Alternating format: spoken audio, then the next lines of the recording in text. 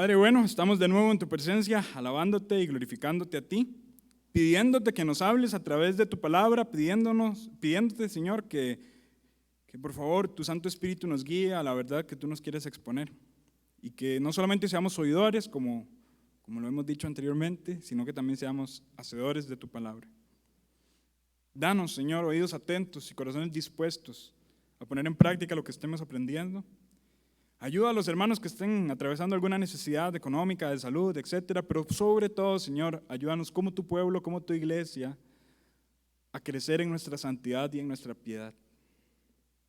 A honrarte, a observar tu palabra y obedecerla como tú mereces que sea obedecida.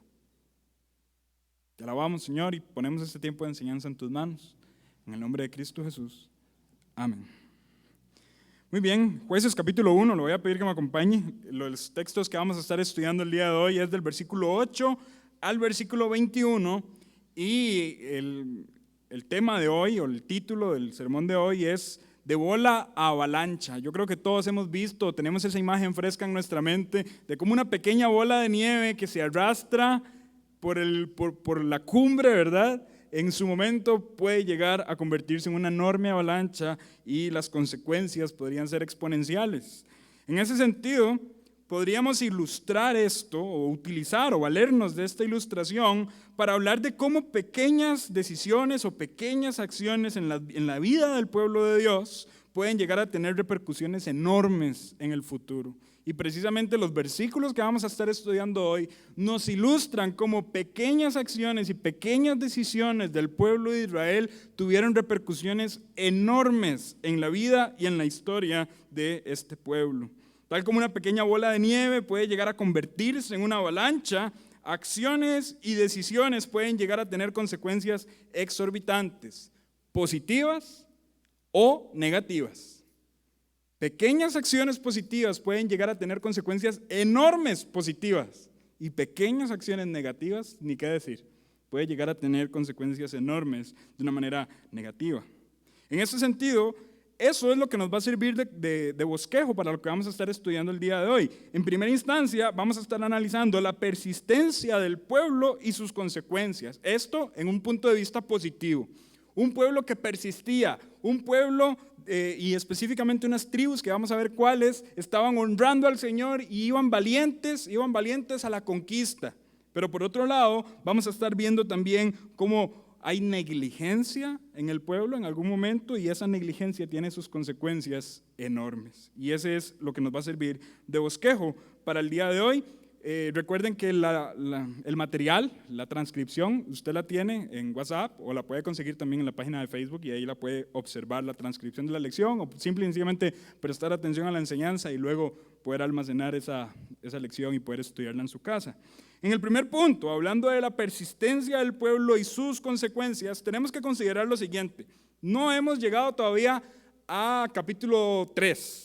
Y básicamente todavía estamos en la introducción del libro de Jueces. Recuerden que habíamos dicho que el libro de Jueces tiene básicamente 2 introducciones. Bueno, todavía estamos en ese prólogo. Y en este prólogo se narran unas escenas que ya antes se habían narrado en otro libro de la Escritura. Este libro es el libro de Josué. Básicamente Josué capítulo 14 y Josué capítulo 15 contienen mucho de lo que nosotros vamos a estar leyendo y estudiando a continuación. Y hay una historia muy conocida que, bueno, este cristianismo de hace algunos años, ¿verdad? Hubo una canción muy famosa incluso que se basó en uno de estos personajes. Un personaje que se llama Caleb, muy probablemente usted lo recuerde, ¿verdad? Y yo recuerdo, al menos yo lo recuerdo de mi infancia, ¿verdad? Una canción que sonaba y sonaba, que decía que dame este monte y etcétera, basada en las palabras que Caleb había dicho que le dieran el monte para poseerlo y etcétera. Y tengo esa imagen, ¿verdad? Esa canción cristiana un poco viejita y al menos eso es lo que yo tengo en mi mente. Muy probablemente no sé si usted tiene algún conocimiento de Caleb o no lo tenga. La idea es que lo que vamos a estar estudiando en este momento nos ayude a refrescar un poco la memoria y también nos ayude a observar la actitud que tuvo este hombre y específicamente la tribu a la cual Caleb pertenece, que es la tribu de Judá. Y en esta instancia, tal y como lo habíamos dicho la semana pasada, el libro de Jueces empieza de más a menos. Y en este descenso, lo que primeramente nosotros tenemos es la escena de la tribu de Judá en victoria. Este es el punto más alto de la narrativa del libro de Jueces. Y poco a poco, mientras van avanzando los capítulos, va bajando tanto la moralidad como la capacidad de liderazgo en el pueblo de Israel. Lo que vamos a estar viendo entonces como primer punto es la persistencia del pueblo y las consecuencias que tuvo esta persistencia, y específicamente vamos a estar hablando entonces de Judá y de Caleb y de algunas personas allegadas. Versículo 8 dice: y combatieron los hijos de Judá a Jerusalén y la tomaron, y pasaron a sus habitantes a filo de espada y pusieron fuego a la ciudad. Después los hijos de Judá descendieron para pelear contra el cananeo que habitaba en las montañas del Negev y en los llanos. Y marchó Judá contra el cananeo que habitaba en Hebrón, palabra importante ahí, Hebrón, ¿verdad? Que es el monte que luego va a poseer Caleb, la cual se llamaba antes Kiriat Arba. E hirieron a Sesai, a Aimán y a Talmai. De allí fue a los que habitaban en Debir, que antes se llamaba Kiriat Sefer. Y dijo Caleb: el que atacare a Kiriat Sefer y la tomare, yo le daré a mi hija Axa por mujer. Y la tomó Otoniel, hijo de Cenaz, hermano menor de Caleb. Y él dio a su hija Axa por mujer. Y cuando ella se iba con él, la persuadió que pidiese a su padre un campo, y ella se bajó del asno, y Caleb le dijo: ¿qué tienes? Ella entonces le respondió: concédeme un don, puesto que me has dado la tierra o tierra del Negev, dame también fuentes de aguas. Entonces Caleb le dio las aguas de arriba y las fuentes de abajo. Y los hijos del Ceneo, suegro de Moisés, subieron a la ciudad de las palmeras con los hijos de Judá al desierto de Judá, que está en el Negev, cerca de Arad, y fueron y habitaron con el pueblo. De momento vamos a llegar hasta ahí, y ya casi vamos a leer los otros versículos. En esta primera etapa, lo que estamos estudiando, los versículos 8 al 10, nos narran una lucha continua del pueblo en posesión de la región sur del mapa, ¿verdad? Usted recuerda el mapa que pusimos la semana pasada, donde más al norte estaban pues unos lugares todavía no alcanzados, y más al sur aquellos sitios que le fueron prometidos primeramente a Judá, luego a Simeón, que está dentro del territorio de Judá, y luego una pequeña tribu que está allí cerca que se llama Benjamín, ¿verdad? Esas tres tribus son las que se ubican más al sur del mapa de la división de tribus. En este sentido, lo que nosotros estamos leyendo es la conquista de la región sur. Apenas están entrando, vienen desde Jericó, si nos queremos ubicar un poco mejor, y desde Jericó apenas están entrando a la tierra prometida para poseer el sector sur de la tierra prometida. Y luego los versículos 11 al 15 nos narran la conquista de ciertos montes ubicados en esas cercanías. Esta porción de texto, y como lo dije anteriormente, tomando en cuenta que todavía estamos en la introducción, es básicamente una reproducción, una repetición de lo que nosotros ya podríamos haber leído en Josué capítulo 15, donde narra la victoria de Judá y la victoria de Caleb de Judá a las regiones que ellos tenían que conquistar y que Dios les había prometido. Eso nos recuerda la pequeña bola de nieve que desató una avalancha de victoria. A esta bola de nieve podríamos llamarla como fe, valentía, determinación, persistencia. Y esta pequeña bola de nieve la empezó o la lideró, por así decirlo, un hombre llamado Caleb. ¿Qué sabemos de Caleb? Bueno, sabemos que en su momento fue uno de los 2 espías, ¿verdad? Uno de los únicos 2 espías que tuvieron o que vieron las cosas de manera positiva. Y por ende, ¿qué pasó con esos 2 espías? Permanecieron vivos. Dios les prometió que ellos iban a permanecer y ellos iban a entrar a la tierra prometida. Si nosotros nos situamos en ese contexto, tenemos que recordar lo siguiente: el Caleb que nosotros estamos observando aquí es un hombre joven. Para nada, es un hombre anciano, teniendo en cuenta que su compañero Josué, pues ya murió. Estamos diciendo que Caleb es de los hombres, o el hombre más viejo, ¿verdad? Con más edad. Él y Josué son los 2 hombres más viejos, y bueno, tenemos en contexto que se está narrando la muerte de Josué apenas en este tiempo. Muy probablemente, como esto se está narrando también en Josué capítulo 15, Josué no haya muerto aún, porque esto es una recapitulación de lo que en Josué ocurrió, ¿verdad? Pero bueno, lo podemos resumir de la siguiente manera. Los dos hombres más viejos del lugar o más ancianos del lugar son Josué y Caleb. Una edad bastante avanzada. Pero qué interesante que sea él el que lidera una pequeña bola de nieve que inicia y que se va a convertir en una avalancha. Y esta pequeña bola de nieve es caracterizada por la fe, por la valentía, por la determinación, por la persistencia.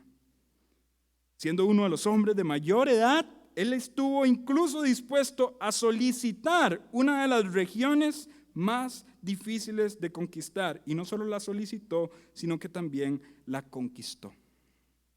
Acompáñenme un momento a Josué capítulo 14. Josué capítulo 14. Y en Josué capítulo 14, vean lo que dice el versículo 12. La canción que les comentaba hace un momento está basada en este texto, ¿verdad? Josué capítulo 14, versículo 12. Dice: dame pues ahora este monte del cual habló Jehová aquel día, porque tú oíste en aquel día que los anaseos están allí y que hay ciudades grandes y fortificadas. Quizá Jehová estará conmigo y los echaré como Jehová ha dicho. Ahí mismo, acompáñenme ahora capítulo 15, versículo 14. Capítulo 15, versículo 14 dice: y Caleb echó de allí a los 3 hijos de Anac, a Sesai, a Ahimai y a Talmai, hijos de Anac. Aquí nos dan un detalle que no se nos había dado en el libro de Jueces, que estas personas que están ubicadas en ese lugar llamado Hebrón son hijos de Anac. ¿Les suena familiar ese nombre, Anac? Bueno, generalmente cuando usted lea en el Antiguo Testamento Anac o hijos de Anac o descendientes de Anac, se refiere a una condición particular en esos hombres. Se refiere a que esos hombres son gigantes, conocidos como gigantes, que padecen de gigantismo o cosas por el estilo, o tienen una estatura enorme. Incluso hay algunas narraciones que narran algunas malformaciones en sus extremidades, y etcétera, etcétera, ¿verdad? Hombres enormes, caracterizados por su fuerza, que eran un recurso para esas regiones, para atacar y para ser hombres de batalla. Hermanos, estamos hablando que un hombre, Caleb, uno de los 2 más ancianos de todo el pueblo, está conquistando un lugar donde hay 3 hijos de Anac. Yo no sé si cuando nosotros leemos esto demasiado rápido no nos damos de cuenta de ese detalle, pero lo que aquí estamos observando requiere determinación, requiere valentía, requiere consistencia, requiere permanecer, requiere fuerza, requiere liderazgo. Siendo la edad de él y siendo pues una de las regiones más difíciles de conquistar. Esto que acabamos de mencionar ilustra las consecuencias de una vida determinada a obedecer y a honrar a Dios hasta el último extremo, hasta las últimas consecuencias. Y eso podemos decir de Caleb. Caleb estaba dispuesto a honrar y obedecer a Dios hasta lo último. Y si bien es cierto, las repercusiones de la determinación que tuvo Caleb fueron materiales, estamos hablando de una porción de tierra, el enfoque de Caleb no estaba en lo material, sino en la obediencia a Dios y en la gloria de su nombre. Voy a volver a citar este canto viejo que tengo pegado en mi mente, ¿verdad? Pero cuando la gente cantaba esa canción de dame este monte y etcétera, lo que se imaginaban era: Señor, lo que yo le pido usted me lo va a dar, y si yo se lo pido con insistencia y valentía usted me lo va a entregar. Bueno, no necesariamente este texto y el ejemplo de Caleb debería ilustrar una costumbre materialista en el cristiano. No necesariamente esa era la intención de Caleb como hijo de Dios, sino que más bien Caleb tenía su vista puesta en honrar y glorificar el nombre de Dios. Por ende, voy a decir que este texto que nosotros estamos leyendo no debería utilizarse como un recurso para este mal llamado evangelio de la prosperidad. Y personas que digan: usted pídale a Dios y Él se lo tiene que dar, y pídaselo con determinación y con insistencia. Si no es la voluntad de Dios, Él no nos va a dar lo que nosotros le pidamos. Punto final. Él sabe lo que es mejor para nosotros. Y si Él no nos quiere dar riquezas materiales, Él no nos va a dar riquezas materiales. Si Él quiere hacerlo, Él lo hará. Pero tampoco yo estoy en la posición de exigirle a Dios, y tampoco Caleb le exigió a Dios. Si usted analiza el contexto real, Caleb está demostrando valentía y pidiéndole a Josué que le permita ir a la región del monte Hebrón a pesar de su edad y que él iba a ser valiente para conquistarla, porque esa conquista no iba a ser para el aplauso y la gloria de Caleb, sino que iba a ser para el aplauso y la gloria de Dios. Caleb estaba comprometido con adorar al Señor. En esta vía podemos hablar de la determinación, podemos hablar de la persistencia, podemos hablar de la valentía de Caleb, y vemos que Caleb también toma una decisión: dar a su hija a un hombre que se le compare en estos atributos. Ciertamente Caleb obviamente es un hombre que va a tener expectativas muy altas para quien vaya a casarse con su hija. Esto no es nuevo, hay otros ejemplos en el Antiguo Testamento donde esta práctica era común. No la tenemos que ver también como algunas personas dicen que la mujer era minimizada y era utilizada simple y sencillamente como un objeto y etcétera, etcétera. Aunque hemos de aceptar que estas costumbres son muy contraculturales a las de nuestra época y prácticamente no vemos que una mujer esté eligiendo al hombre con el que va a pasar su vida, tampoco el contexto nos arroja que esta mujer esté triste por lo sucedido. Más bien, era parte de la cultura en la que se desenvolvía y prácticamente aquí se está demostrando quién es el hombre más valiente y prácticamente entonces Caleb le está confiando a su hija para que se case con este hombre. Caleb está buscando para su hija un hombre que se le compare a su valentía, a su persistencia y a su determinación, lo cual es bastante difícil. De nuevo, vuelvo a traer el contexto. Es un hombre anciano que está conquistando un lugar de gigantes. Bueno, aquí aparece otro hombre que se llama Otoniel, que pues prácticamente es familia de Caleb, ¿verdad? Es un sobrino de Caleb.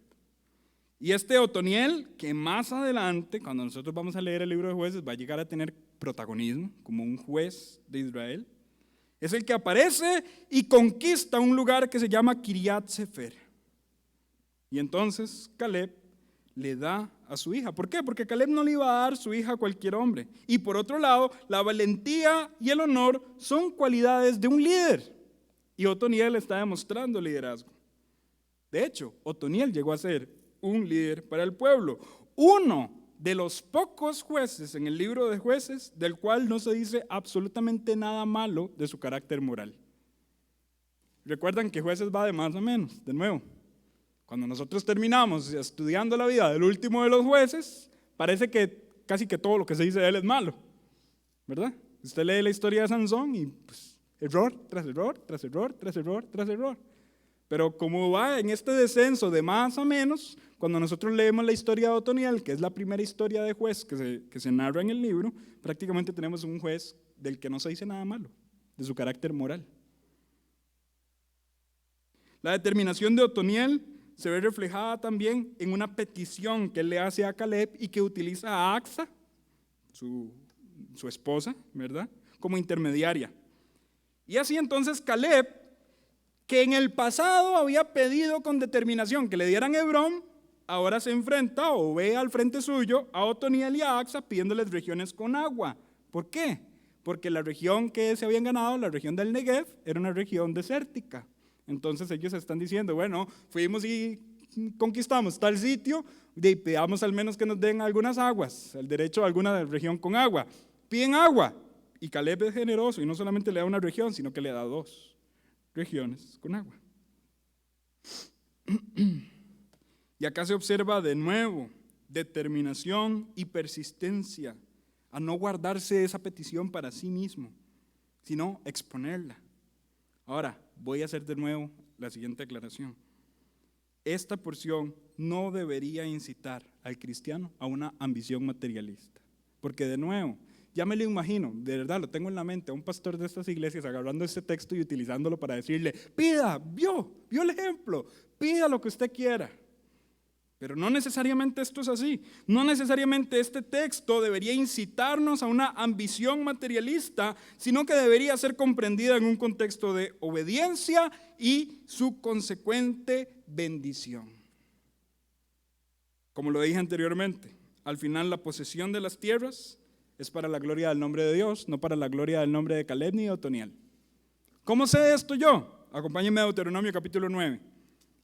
Deuteronomio capítulo 9. Y aquí nos va a quedar completamente claro que la conquista no es para gloria de ningún hombre. Deuteronomio capítulo 9, versículos 4 y 5.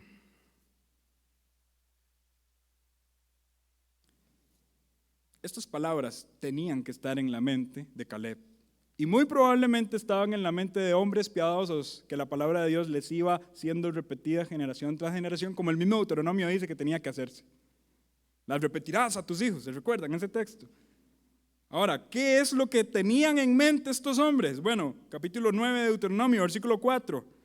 No pienses en tu corazón cuando Jehová tu Dios los haya echado delante de ti diciendo, por mi justicia me ha traído Jehová a poseer esta tierra.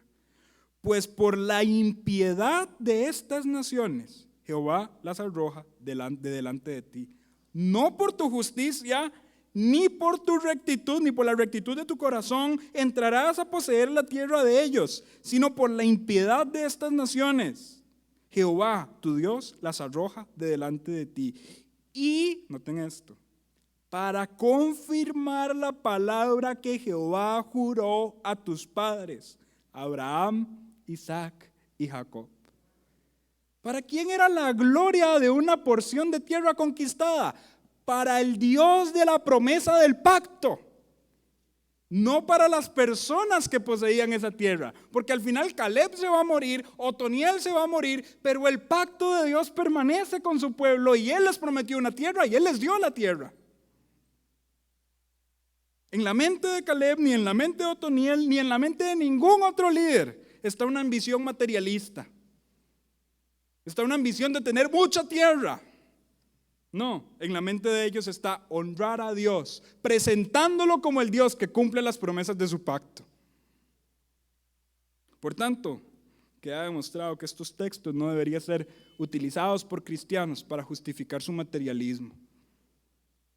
No, hermanos, el Monte Hebrón no es un carro ni una casa nueva. Y no podemos alegorizar los textos pidiéndole al Señor que nos dé el monte de una riqueza material. No. Cuando nosotros estudiamos estos textos, lo único que resalta es la determinación y la valentía de hombres para que el nombre de Dios sea ensalzado y sea visto como el Dios que cumple las promesas de su pacto. Ahora, esta no es la única narración que tenemos aquí. Tenemos la persistencia y la valentía de Caleb, de la tribu de Judá y de Otoniel, pues que obviamente todos son de Judá. Pero tenemos un pequeño paréntesis que se menciona en el versículo 16, donde dice lo siguiente: los hijos del Ceneo, suegro de Moisés, subieron de la ciudad de las palmeras con los hijos de Judá al desierto de Judá que está en Negev, cerca de Arad, y fueron y habitaron con el pueblo. Cuando leemos esto de los ceneos, es un paréntesis, ahí esto se mete dentro del texto que estamos leyendo. No tiene congruencia con lo que estamos leyendo acerca de Judá, ni tampoco tiene congruencia con la tribu de Simeón ni de Benjamín. Son personas completamente distintas. Ahora, la pregunta es, ¿quiénes son estos ceneos que subieron con los israelitas? Bueno, es un paréntesis bastante interesante, de hecho. La persistencia de Israel no solamente se ve en su valentía y en su liderazgo de ir y poseer las tierras que Dios les había prometido, sino que también ellos son persistentes, ellos son valientes en cuidar a los ceneos y llevarlos a una tierra. Ellos están cuidando a personas, a otras personas, y los están cuidando específicamente por una promesa antigua, que ya ahorita vamos a ir al texto. Pero la pregunta es, ¿quiénes son los ceneos? ¿Verdad? Los ceneos son una población que era nómada, andaban de tierra en tierra, y que tienen sus raíces en la familia del suegro de Moisés. ¿Alguien recuerda cómo se llamaba el suegro de Moisés? Jetro, o Yetro, como se dice en algunas ocasiones, ¿verdad? Jetro, los ceneos tienen raíz, el origen en Jetro, específicamente en un hombre que se llama Jobab. Este Jobab es hijo de Jetro. Y aquí vamos al árbol genealógico. Si Jobab es hijo de Jetro, ¿qué es Jobab de Moisés? El cuñado, exactamente, aunque se nos hizo a mí también me pasa, ¿verdad? Es el cuñado.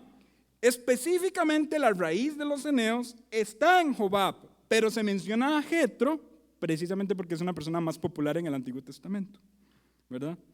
Pero acompáñenme, por ejemplo, a Jueces capítulo 4. Jueces capítulo 4.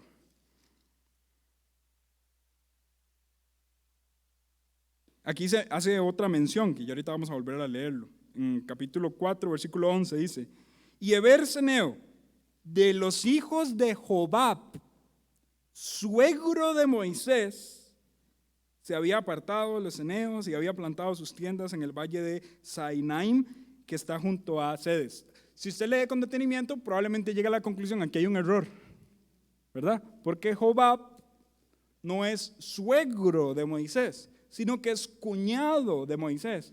La aclaración es que esto es muy común en el Antiguo Testamento. La persona que se nombra es la persona que tiene más popularidad, ¿verdad? Entonces aquí se está comparando la figura de Jobab con la figura de Jetro, precisamente porque es una figura más popular y tiene un poco más de trascendencia en la historia. Esto pasa en muchas ocasiones, incluso cuando se menciona que fulano, que tal rey era hijo de David. En el libro de Crónicas usted puede ver años de distancia donde ni siquiera tenían un parentesco. Lo que está diciendo es que viene de la línea del parentesco de la tribu de Judá, de la familia de David, etcétera, etcétera, aunque no tenga un parentesco familiar estricto con él. Esto pasa mucho en el Antiguo Testamento y vale hacer la aclaración. Pero entonces, los eneos son una población nómada, tiene sus raíces en la familia del suegro de Moisés, Jetro, más específicamente en Jobab, hijo de Jetro. Y ellos hacen una alianza con el pueblo de Israel. Esta alianza la podemos leer en Números capítulo 10. Acompáñeme ahí. Números capítulo 10. Hoy les estoy poniendo un poco de agilidad en la búsqueda de textos, ¿verdad? Números capítulo 10. Versículo 29.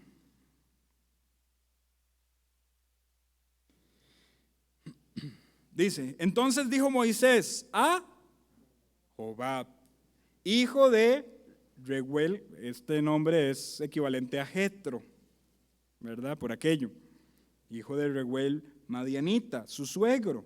¿Qué le dijo Moisés a Jobab? Dice: nosotros partimos para el lugar del cual Jehová ha dicho, yo os lo daré.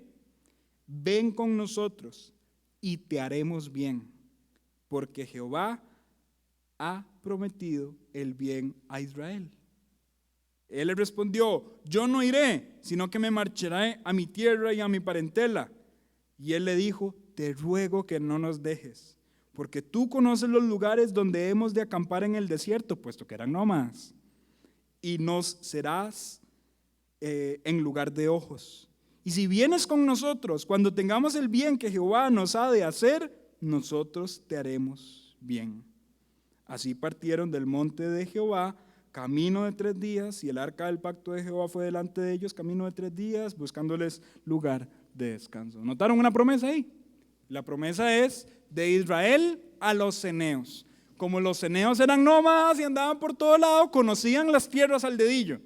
Y esto era útil para los israelitas, pero también por el parentesco que había con la familia de Moisés, hay una promesa de cuidado. Y Israel cumple esta promesa en el libro de Jueces, donde suben con los eneos y los eneos toman posesión de una tierra que fue bendición de Jehová para los israelitas.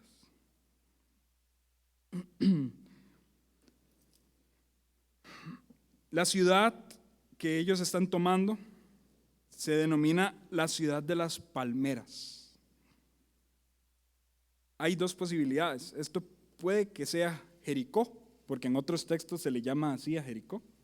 O esto más bien puede que sea alguna tierra desconocida que está cerca de las regiones de Arad, que es la región en la que nosotros estamos. Sea como sea, porque no sabemos cuál es la región, sea como sea, Israel persistió en cumplir con su palabra y eso trajo repercusiones futuras. Voy a hablar aquí de esto. ¿Recuerdan el título de la lección? Una pequeña bola puede convertir en una avalancha. El hecho de que el pueblo de Israel protegiera y cuidara a los ceneos y les diera una tierra. Los ceneos no eran tampoco personas débiles. La palabra ceneo significa herrero. trabajaban en el hierro y era una tecnología que pues en la época no tenían y prácticamente el que tenía hierro salía victorioso en muchas ocasiones. Pero los eneos eran pequeños y por tanto la alianza con Israel fue sumamente vital para que ellos poseyeran una tierra. Y el cuidado que tuvo Israel de los eneos tuvo una repercusión en el futuro. Es una pequeña bola de nieve que luego fue creciendo y creciendo y creciendo y se hizo una avalancha. ¿Cuál es esta repercusión que tuvo en el futuro? La muerte de uno de los enemigos más fuertes de Israel en este tiempo. Acompáñeme de nuevo, que ya fuimos a Jueces capítulo 4. Jueces capítulo 4. Aquí nos estamos adelantando un poquito, ya más adelante vamos a estudiar este texto con más detalle. En lo que estamos leyendo es en el contexto donde están Débora y Barak como líderes, como jueces de Israel. Y en el versículo 11, que ya lo leímos, se menciona cómo Heber ceneo de los hijos de Jobab, suegro de Moisés, se había apartado de los ceneos y había plantado sus tiendas en el valle de Sanaim, que está junto a Cedes. Ese detalle no se menciona ahí porque sí. Ese detalle tiene trascendencia. ¿Cuál es la trascendencia de este detalle que se menciona? Vean el versículo 17. El enemigo que se menciona en este contexto es uno llamado Sísara. Es un enemigo sumamente fuerte. Sísara está en medio de esta batalla. Barak, pues en su cobardía, ¿verdad? También hubo ahí manipulación y tuvo que entrar una mujer llamada Débora y etcétera. Dios le dijo al pueblo de Dios que esta victoria la iban a obtener, pero que la iban a obtener por mano de una mujer, ¿verdad? No se confunda, cuando Dios hizo esa promesa no está hablando de Débora, está hablando de otra mujer. Vean lo que dice el versículo 17. Y Sísara huyó a pie a la tienda de Jael. Esta es la mujer. ¿Pero de quién es mujer? De Heber ceneo.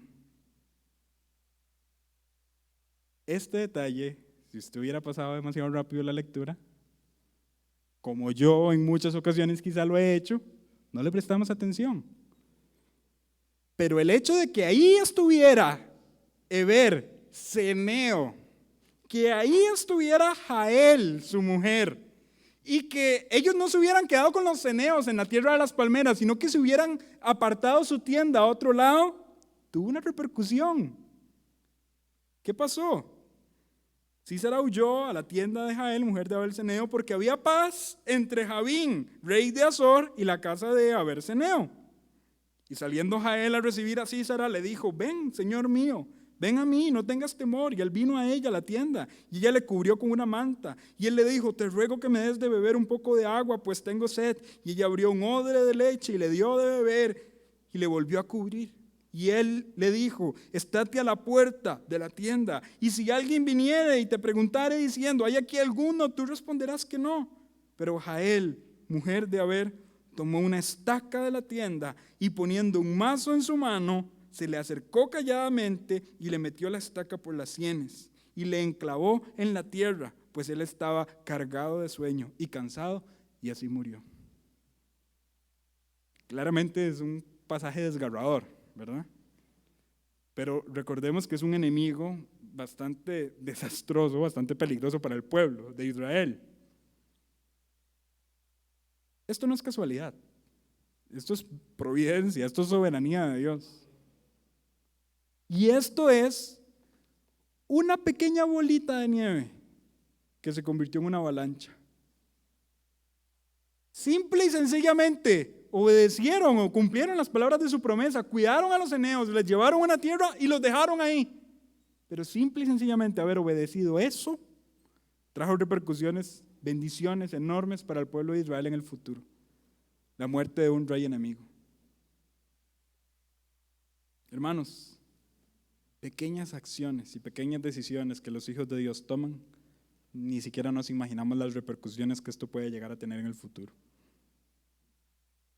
Ni siquiera nos imaginamos. Ahora bien, todo lo que acabamos de leer tiene una connotación positiva, ¿verdad? Pero ahora vámonos a las connotaciones negativas. Y aquí vamos a hablar de la negligencia del pueblo y cómo esto también tuvo consecuencias. A partir del versículo 17 de capítulo 1 de Jueces, leemos. Jueces 1, 17. Dice, y fue Judá con su hermano Simeón y derrotaron al cananeo que habitaba en Cefat y la asolaron y pusieron por nombre a la ciudad Orma. Tomó también Judá a Gaza con su territorio, a Ascalón con su territorio y Ecrón con su territorio. Y Jehová estaba con Judá, quien arrojó a los de las montañas, mas no pudo arrojar a los que habitaban en los llanos, los cuales tenían carros errados. Y dieron Hebrón a Caleb, como Moisés había dicho, y él arrojó de allí a los 3 hijos de Anac. Mas el jebuseo que habitaba en Jerusalén no lo arrojaron los hijos de Benjamín, y el jebuseo habitó con los hijos de Benjamín en Jerusalén hasta hoy. Aquí claramente ya no leemos persistencia, ya no leemos valentía. Aquí lo que leemos es negligencia, cobardía y debilidad. A partir del versículo 17, estas grietas vienen siendo cada vez más notorias. Después de una victoria importante que se narra en versículo 19, antes del versículo 19, en el versículo 19 se narra la primera ocasión en la que hay un fracaso en la conquista. Antes no se había leído ningún fracaso hasta ahora, donde dice, mas no pudo arrojar a los que habitaban en los llanos, los cuales tenían carros errados. Lo extraño es que en el versículo siguiente se menciona la victoria de Caleb, y Caleb sí pudo con los que estaban en Hebrón, y que eran gigantes y que eran 3. No eran débiles, sino que eran hijos de Anac. Entonces aquí la pregunta es, ¿acaso no se empieza a ver aquí negligencia en la conquista? ¿Cómo es que uno de los hombres más ancianos de la nación logra conquistar el monte habitado por gigantes, pero que todos los hombres de Judá, la tribu de Judá, no persisten en conquistar un sector de montañas? Aquí empieza a haber negligencia en el pueblo. Y luego esta negligencia se intensifica, porque aquí vamos a darle lugar a la duda. Digamos que es que la tecnología de ellos los superaba. Digamos que es que sí, los carros errados los masacraron. De nuevo, esto no debería ser excusa con el ejemplo de Caleb. Pero bueno, démosle lugar a la duda. Digamos que es que eran demasiado fuertes. Seguimos leyendo y en el versículo 21 se nos dice que los hijos de Benjamín no pudieron expulsar ¿a quiénes? A los jebuseos. ¿De dónde no los pudieron expulsar? De Jerusalén. Ahora la pregunta es, ¿eran fuertes los jebuseos en Jerusalén? En este momento, no. ¿Por qué? ¿Qué dice el versículo 8 del capítulo 1 que acabamos de leer? Y combatieron los hijos de Judá a Jerusalén y la tomaron y pasaron a sus habitantes a filo de espada y pusieron fuego en la ciudad. ¿Qué tribu hizo eso? Judá. Pero Jerusalén, ¿a quién le correspondía? A Benjamín. Judá los pasó a filo de espada y quemó la ciudad y se fue a seguir su conquista. Le dejaron el camino hecho a los benjaminitas. Pero el versículo 21 simple y sencillamente nos dice que al jebuseo no le pudieron expulsar de Jerusalén, una tierra que ya estaba quemada y que ya estaba pasada a filo de espada. Lo único que nos muestra este versículo es la negligencia de los benjaminitas. Y su negligencia llegó a tal nivel que permitieron a los jebuseos reconstruir y levantarse de las cenizas. ¿Lo notaron, hermanos? Ahí ya había victoria. Le dimos el lugar a la duda a esas montañas donde la gente tenía carros cerrados, pero aquí, un lugar quemado, un lugar donde los habitantes ya habían sido puestos a filo de espada. ¿Cuál es la excusa? Y ahora la pregunta es, ¿esto tuvo consecuencias a largo plazo? Es una bola de nieve. Se va a convertir en una avalancha. ¿Cuál es la consecuencia a largo plazo? Una de las escenas más tristes de todo el libro de Jueces. Es la consecuencia de esta negligencia. Acompáñenme a Jueces capítulo 19. Jueces capítulo 19. Ya hemos hecho mención de este relato, en su momento lo vamos a estudiar con más detalle. Es el relato del levita y la concubina y la violación y la muerte de esta mujer. Jueces capítulo 19. Vean lo que dice el versículo 11. Voy a leer rápidamente desde el versículo 11 hasta el versículo 22. Dice, y estando ya junto ¿a qué? Jebús, los que no echaron, los que no expulsaron cuando tenían que hacerlo, cuando estaban débiles, junto a Jebús, el día había declinado mucho. Y dijo el criado a su señor, ven ahora y vamos a esta ciudad de los jebuseos para que pasemos en ella la noche. Su señor le respondió, no iremos a ninguna ciudad de extranjeros, que no sea de los hijos de Israel. ¿Qué es lo que está diciendo aquí? Vámonos a donde los hijos de Israel porque vamos a estar más seguros, no donde hay gente pagana. Dice, sino que pasaremos hasta Gabaa. Y dijo a su criado, ven, sigábamos hasta uno de esos lugares para pasar la noche en Gabaa o en Ramá. Pasando, pues, caminaron y se les puso el sol junto a Gabaa, que era de Benjamín. Estamos en ese contexto, ¿verdad? Benjamín, que no pudo echar a los jebuseos. Y se apartaron del camino para entrar a pasar allí la noche en Gabaa. Y entrando se sentaron en la plaza de la ciudad, porque no hubo quien los acogiese en casa para pasar la noche. Y he aquí un hombre viejo que venía de su trabajo del campo al anochecer, el cual era del monte de Efraín, y moraba con los forasteros, en Gabaa.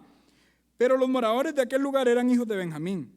Y alzando el viejo los ojos, vio aquel caminante en la plaza de la ciudad y le dijo, ¿a dónde vas y de dónde vienes? Él le respondió, pasamos de Belén de Judá a la parte más remota del monte de Efraín, de donde soy. Y había ido a Belén de Judá, mas ahora voy a la casa de Jehová y no hay quien me reciba en casa. Nosotros tenemos paja y forraje para nuestros asnos y también tenemos pan y vino para mí y para tu sierva y para el criado que está con tu siervo. Para el criado que está con tu siervo, perdón. Y no nos hace falta nada. Y el hombre anciano dijo, paz sea contigo, tu necesidad toda queda solamente a mi cargo con tal de que no pases la noche en la plaza. Y los trajo a su casa y dio de comer a sus asnos y se lavaron sus pies y comieron y bebieron. Pero vean lo que dice el versículo 22. Pero cuando estaban gozosos, he aquí que los hombres de aquella ciudad, alto ahí, ¿de qué tribu era esa ciudad? De Benjamín, ¿verdad? Hombres perversos. ¿Por qué habían hombres perversos en Benjamín? Por las personas que estaban a su alrededor. ¿Y quiénes estaban inmediatamente a la par de esta región de Gabaa? Los jebuseos. ¿Y qué hicieron estos hombres perversos? Rodearon la casa, golpeando la puerta. Hablaron al anciano dueño de la casa diciendo, saca al hombre que ha entrado en tu casa para que le conozcamos. Eso no era para decirle, mucho gusto, mi nombre es tal y tal. No, esto era para abusar sexualmente del hombre. Y salió a ellos el dueño de la casa y les dijo, no, hermanos míos, os ruego que no cometáis este mal, ya que este hombre ha entrado a mi casa, no hagáis esta maldad. He aquí, mi hija, vean dónde está la inmoralidad, mi hija virgen y la concubina de él, yo os las sacaré ahora, humilladlas y haced con ellas como os plazca, y no hagáis a este hombre cosa tan infame. Y bueno, ya sabemos el resto de la historia. Sacaron a las mujeres, a esta concubina la mataron, la violaron. Este hombre levita, lleno de ira, la cortó en 12 pedazos y mandó cada una de estas 12 partes de su cuerpo a cada una de las tribus de Israel. Y esto desató una guerra civil incluso, que vamos a leer en los últimos capítulos del libro de Jueces.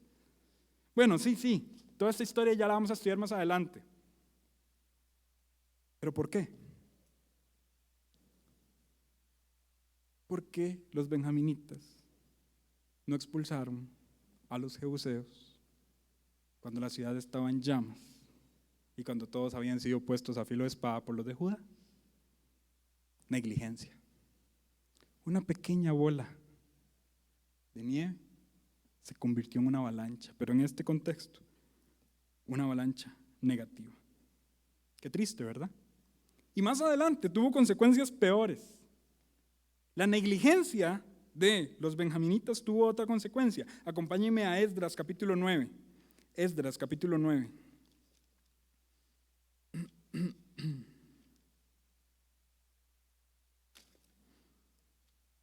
Esdras capítulo 9. Vean lo que dice el versículo 1 y versículo 2. Esdras 9, versículo 1, versículo 2. Lo tenemos.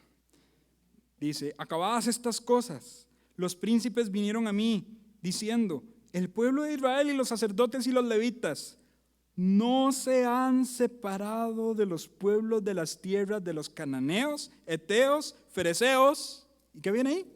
Jebuseos, amonitas, moabitas, egipcios y amorreos, y hacen conforme a sus abominaciones. Estamos hablando de que aquí ya pasaron un montón de años. Estamos hablando de Esdras, que es incluso hasta después de todo el contexto babilónico y medo-persa y todo esto, ¿verdad? Ya pasó mucho tiempo. Y ahí está la influencia de estas tierras, la influencia de los jebuseos, afectando ¿a quiénes? Al pueblo, a los sacerdotes y a los levitas. Y ellos hacen conforme a sus abominaciones. Versículo 2 dice: han tomado de las hijas de ellos para sí y para sus hijos, y el linaje santo ha sido mezclado con los pueblos de las tierras, y la mano de los príncipes y de los gobernadores ha sido la primera en cometer este pecado. Uy, esa última parte es la peor, es la bofetada. Los que han hecho peor son los líderes. Pero ahí hay influencia de personas paganas que están habitando. Y entre ellos se mencionan los jebuseos. Una avalancha generada por una bolita de nieve. La conclusión entonces es que estos relatos históricos que nosotros acabamos de leer, hermanos, tienen una ilustración para nuestra vida práctica como cristianos. Y aquí voy a hacer esta aclaración. Nosotros no vivimos en una época donde debamos ir a conquistar tierras, ni nada por el estilo. Pero nuestras acciones, nuestras decisiones, por pequeñas que éstas sean, tendrán repercusiones en nuestra vida y en la vida de otros. Y debemos cuidarnos de cometer pequeñas locuras. Eclesiastés capítulo 10, versículo 1 dice que una mosca hace heder el perfume del perfumista. Así una locura también puede estropear la vida de un sabio. Cuidado, hermanos. Pequeñas acciones o decisiones mal tomadas podrían repercutir en la ruina de nuestro futuro. Pero por otro lado, si pequeñas locuras podrían convertirse en ruina para nuestra vida, ¿se imagina el caso contrario? Pequeñas acciones y palabras que glorifiquen a Dios. Y es más, voy a decirlo explícitamente, pequeñas palabras o acciones que contengan el evangelio, que es lo más bueno que puede haber. Agarrar una bolita de nieve, meterle el evangelio y tirarla. ¿Se imagina lo que esto puede ocasionar? La avalancha que surgiría después de esto sería una avalancha de consecuencias muy agradables. De hecho, el apóstol Pablo experimentó eso. Le voy a pedir que me acompañe a Primera de Tesalonicenses. Ya este es el último texto que buscamos. Primera de Tesalonicenses, capítulo 2.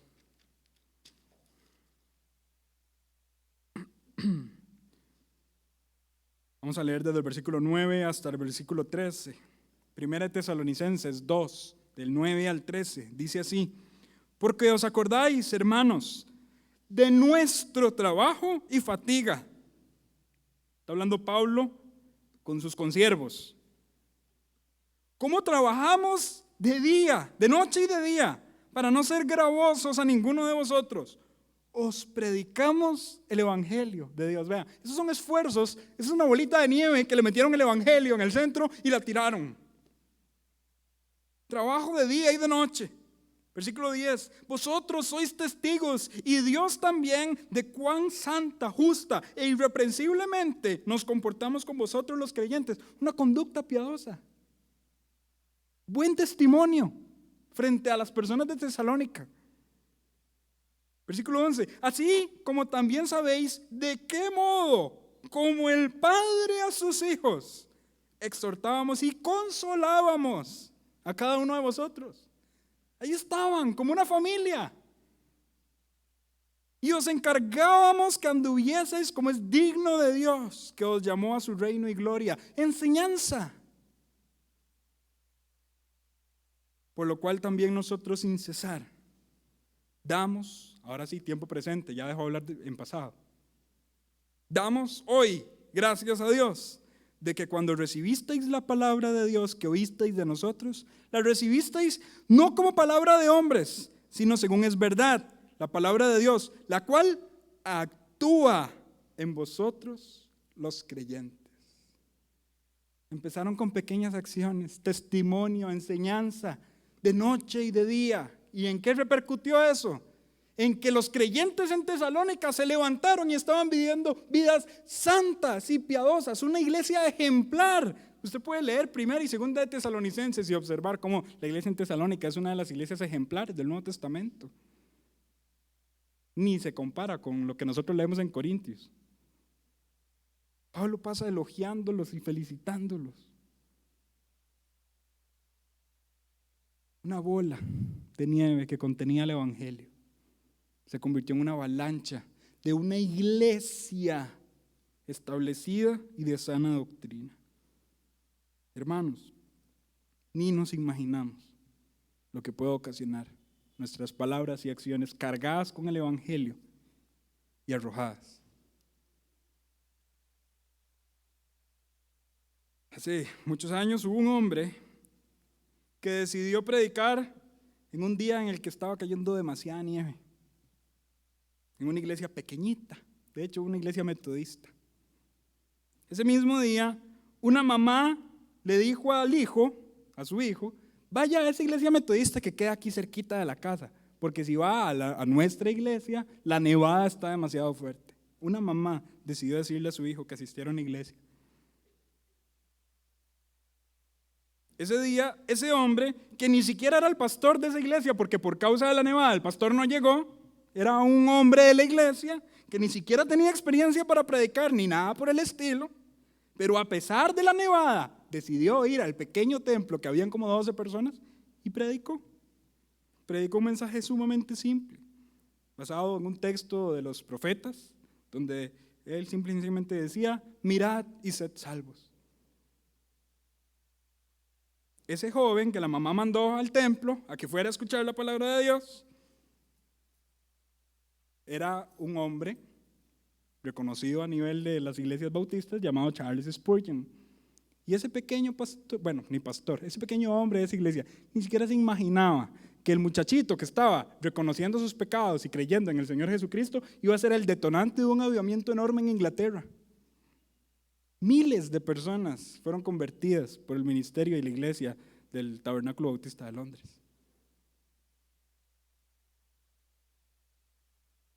Un hombre se paró y predicó una acción que él ni siquiera sabía que eso iba a ocurrir. Simple y sencillamente actuó y agarró una bolita de nieve y le puso el evangelio.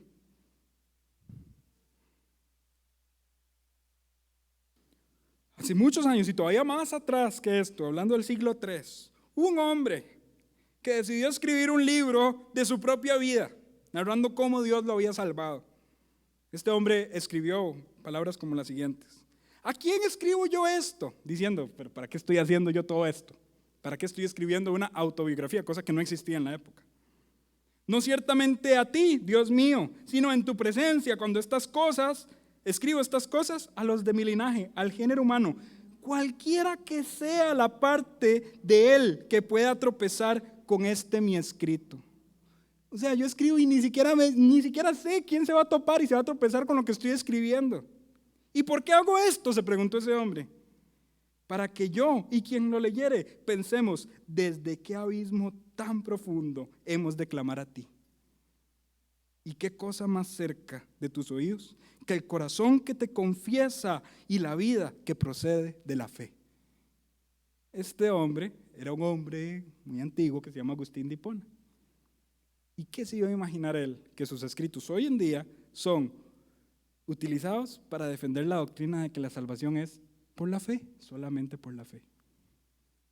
Y aún Agustín de Hipona, siendo una figura reconocida dentro del catolicismo, y siendo el catolicismo un movimiento que cree en la salvación por obras, no pueden negar que los escritos de Agustín de Hipona proclaman que la salvación del ser humano es solamente por la fe y el arrepentimiento. ¿Y qué se iba a imaginar él? Que hoy en día íbamos a tropezarnos con su escrito. ¿Por qué menciono estas historias? Porque son bolitas de nieve, cargadas con el evangelio y tiradas.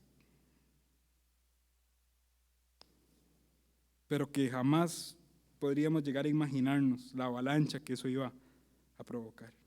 Bolas de nieve que contenían el evangelio y que se convirtieron en avalanchas para la gloria de Dios. Hermanos, lo que acabamos de leer debería motivarnos a lo siguiente: cuidado con nuestras pequeñas palabras y nuestras pequeñas acciones y nuestras pequeñas actitudes. Que por pequeñas que sean, si son impías, Dios dará retribución a esas obras, como lo vimos la semana pasada. Y por pequeñas que sean, si contienen el evangelio de la muerte, sepultura y resurrección del Señor Jesucristo, ni nos imaginamos la avalancha que podría ocurrir. Usted puede minimizar un Dios te bendiga, un estoy orando por usted. Usted y yo podríamos minimizar eso, pero ni siquiera sabemos las repercusiones que eso puede llegar a tener en la vida de alguien. Usted puede minimizar, hablarle 5 minutos a una persona en un bus. Usted lo puede minimizar y pensar que eso no va a tener ningún efecto. Usted no sabe. Usted puede minimizar 500 colones en la ofrenda misionera y usted puede decir que eso es inútil. Usted no sabe. Y así yo puedo seguir con un montón de ejemplos, hermanos. Nuestras acciones deben estar centradas en el evangelio para gloria de Dios. Amén. Cuidemos nuestras acciones, nuestras palabras y nuestra conducta, que por pequeño que sea, no nos lleven a la ruina y a la desgracia, sino que le lleven gloria a Dios porque Él lo merece. Vamos a orar para terminar. Padre bueno, estamos en tu presencia, dándote honra y gloria por lo que tú nos has permitido aprender el día de hoy. Ayúdanos a tomar esto para nuestra propia vida, para nuestra vida personal y observar que pequeñas actitudes, acciones, palabras podrían llegar a tener repercusiones enormes en nuestra vida y en la vida de otros. Ayúdanos a actuar siempre como es digno de ti. Ayúdanos a que nuestras acciones siempre contengan el evangelio, que seamos cristocéntricos en nuestra vida. Pequeñas palabras, saludos, acciones, oraciones, favores, que lo que hagamos, Señor, sea reflejándote a ti. Cuida nuestros pies de cometer pequeñas locuras, de ir al camino donde no debemos ir. Cuídanos, por favor. Repréndenos por medio de tu Santo Espíritu. Ayúdanos a alejarnos del mal. Ayúdanos a ver el ejemplo del pueblo de Israel, tu pueblo. Cómo decisiones buenas tuvieron repercusiones enormes y cómo decisiones malas también. Y ayúdanos a observar ese ejemplo y tomarlo para nuestra propia vida personal. La honra y la gloria sea para ti, Señor. Oramos en el nombre de Cristo Jesús. Amén.